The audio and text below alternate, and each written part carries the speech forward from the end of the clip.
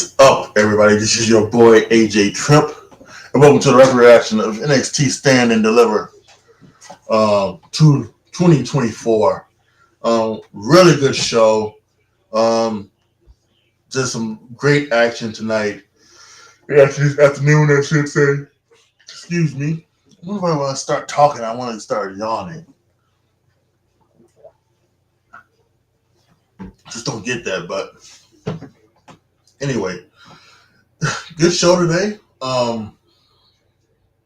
Really fun action, especially the first two matches were incredible, and we some good action throughout the show. So let's go ahead and let's start off. We'll start off with the kickoff show between Joe Gacy and Shawn Spears. Joe Gacy won, surprisingly, at least for me. I to be honest with you, didn't see a lot of the match. I had other things going on, I'm not rating, but I don't think it was anything special that down the line is going to need me to like rewatch it again because of the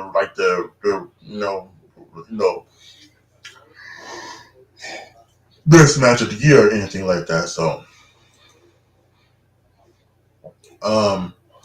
yeah, I don't think that's gonna be a big thing.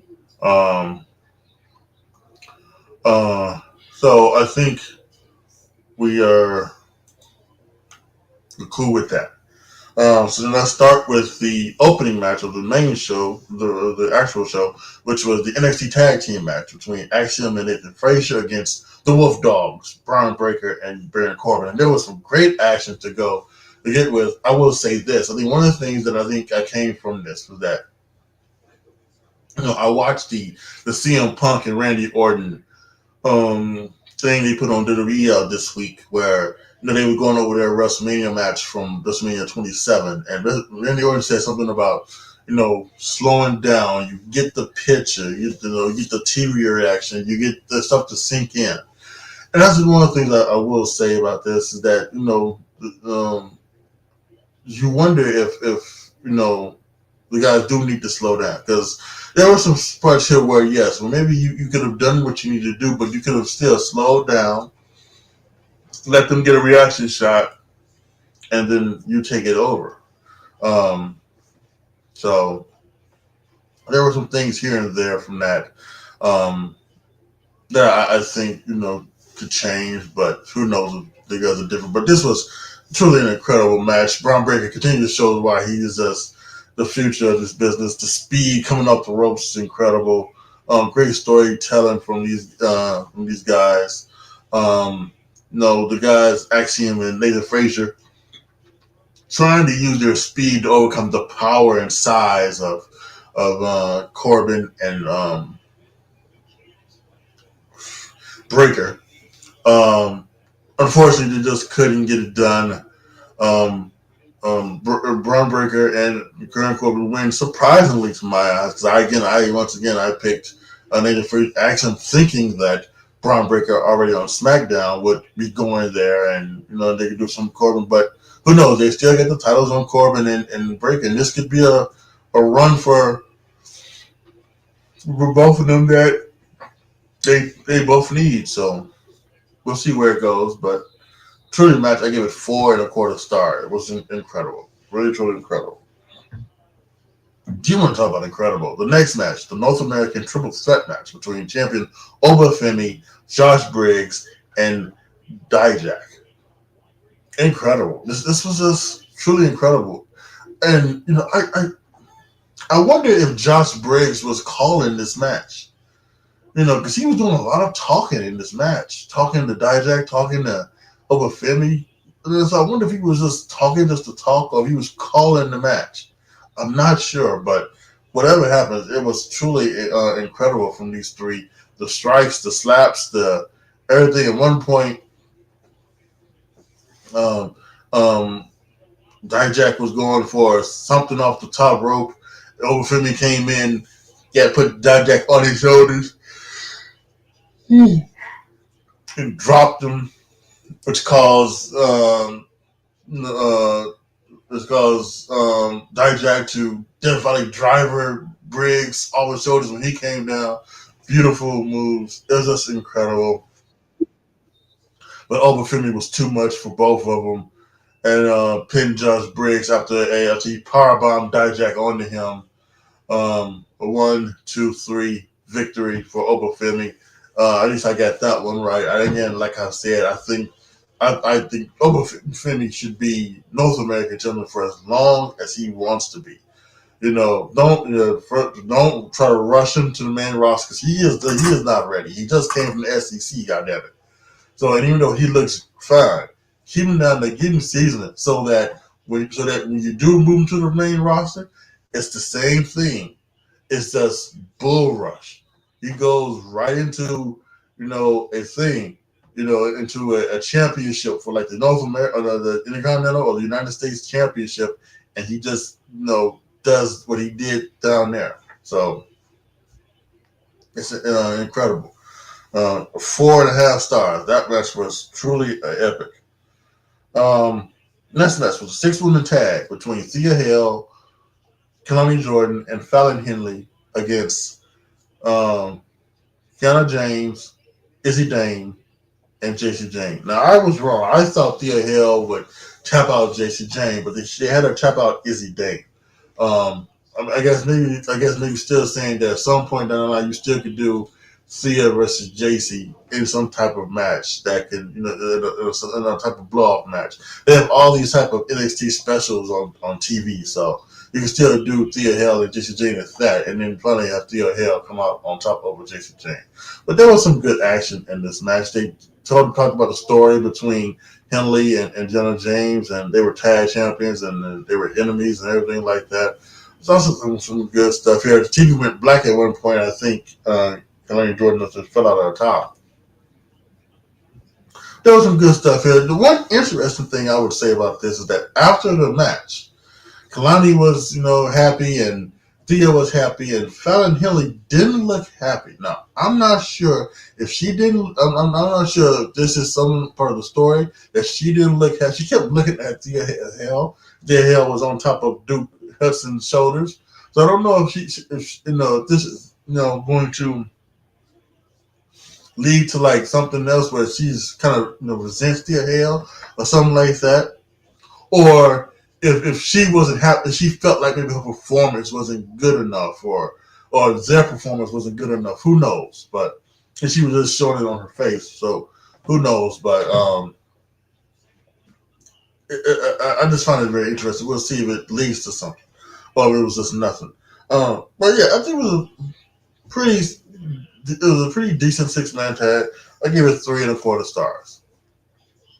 Next match was the women's NXT Tag Team Championship, not tag. Just the women's NXT Women's Championship between Lyra Valkyria and Roxanne Perez. Now, here's one thing I will say about Roxanne Perez. She's, with a new heel turn and everything like that. She's gone to the crossface, which I think is it's a sensible move, because for someone who is so short, and who's going to be the shortest than all of her competitors. She's even shorter than Lyra Valkyria.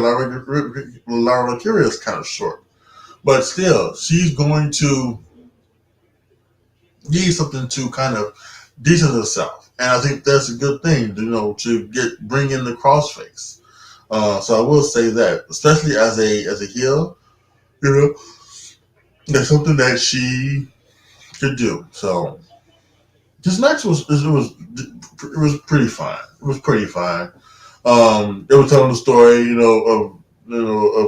of Roxanne working her arm and everything like that, and Lyra Valkyria couldn't do certain moves sometimes, but she would muster up the strength to do a move here or there. So at one point, Tatum Paxley got into it, and she was sitting in the front, and then she jumped over the rail, and then the NXT people had to take her out after her and Lyra Valkyria collided. It came down to the finish of Roxanne Perez doing pop rocks and then rolling that into the crossface, which, after working on that arm for so long, Lyra Valkyria made the decision to tap out. And Roxanne Perez is your new NXT champion. Again, another wrong pick for me. I think it's going to be very interesting to see what they do with her and what they do with her her stuff, and see if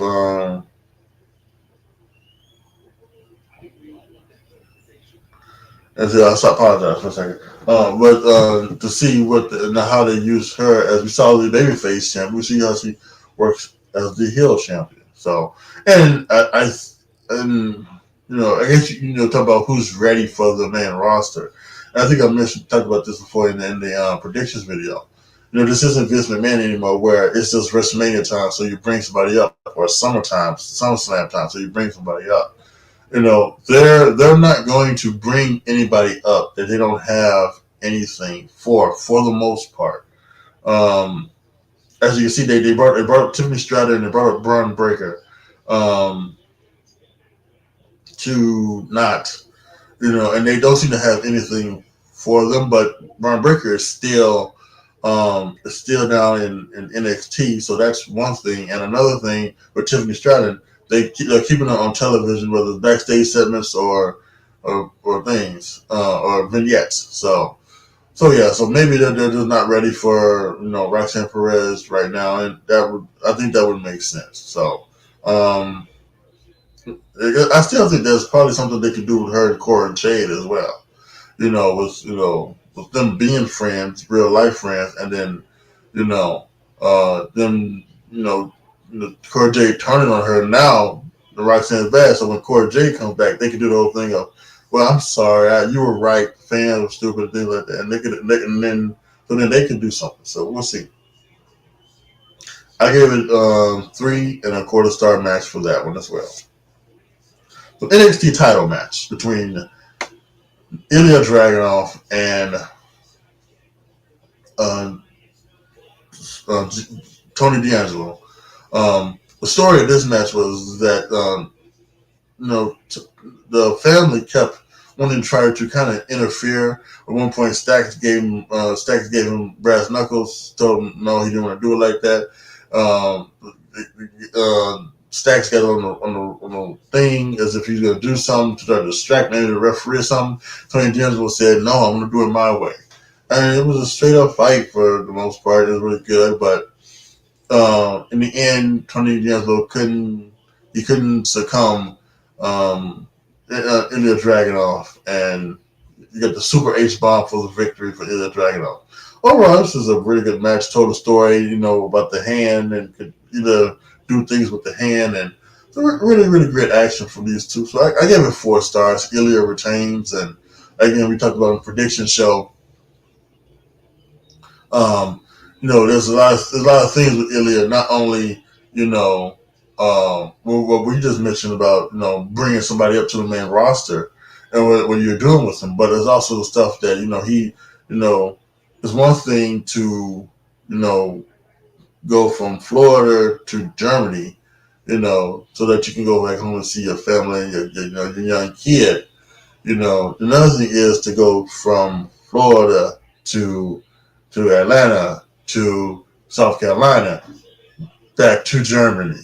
If he was on the road with the main roster. So we'll have to wait and see about that. But yeah, great match from these two guys. And finally, the Trick versus Carmelo Hayes match. Ava said earlier in the week that she wanted the referee to show leniency in this match, and he showed a little bit of leniency when he wasn't getting knocked out. They fought around in the audience around to where Trick Williams' family was. Brooke Miller knocked the head off of one of Trick Williams' family members. They got in the ring. They did some really nice action. At one point, the referee gets splashed in the corner by Trick Williams. Carmelo Hayes gets the chair, but Trick Williams gets a hold of the chair and he hits Carmelo Hayes a few times with the chair. The referee who was getting knocked down gets up, takes the chair away from Trick Williams. They fight for a little bit more, and referee is still selling, trying to get back into it. But then Carmelo Hayes accidentally hits him, knocks him out of the ring. So Well, he goes to the top rope looking for the leg drop. I forget what it's called now. But the jumping leg drop, which again I keep saying him, he really needs to find another finisher. He needs to find another finisher because that's going to kill his hips, and if you try to do that for the rest of the rest of his career. He's a young man. He hopefully he's got 20, 25, maybe even 30 years in him. He needs to find another finisher. But he hits the leg drop finisher. Trick Williams kicks out. He goes for the chair. The new referee that has come in has taken the chair away from him. Goes for a match. Trick Williams hits the trick shot. 1, 2, 3. Trick Williams wins. Not an epic, not a greatest of all time type of thing. Not something that is going to win awards in magazines or in counters or even in WWE or even in my little award show. But good match. The right guy went over. Trick shows that he's a guy. So, and Trick is even though he's over, I think he is still pretty young in this as well. So this should be Melo's last match. He should go to Raw or SmackDown. And the next thing there should be something for him. Now he's someone that you just bring up to the main roster and you just let him do what he has to do. If he shows up Monday night going against Chad Gable, then let him do that. Just let him do that. He doesn't need to have anything. Then do vignettes for like they're doing for Tiffany and Breaker because he's ready. He is ready, and there's no more time you do now. Maybe he can pull a double duty, and again, like we talked about, one of those TV specials. If you wanted to do a Trick, Carmelo TV special match in the next couple of weeks, okay, NXT Spring Breaking is what I think is something that they call or something that they do. So that would be there, but he should be on the main roster without question. So Trick Williams won, and yeah, there you have it. I gave it 4 stars. Pretty awesome. And as we look at my old thing, I just barely went over 500. My winners were Ilya Dragunov, Oba Femi, Thea Hall, Hale and the girls, and Trick Williams. So I went 4 and 3 in Stand and Deliver. But we're not done yet, folks, because tonight we've got WrestleMania Saturday coming live on Peacock. And right afterwards, another rapid reaction to it. I'll be here breaking down the match, breaking down star ratings, and giving you what my predictions were. Hopefully, I'll be a little bit better than I was today at Stand and Deliver. All right, guys. Thank you guys so much for watching. This is your boy, AJTRIP, signing off. As always, be good to each other, y'all. Be careful out there. And I am out.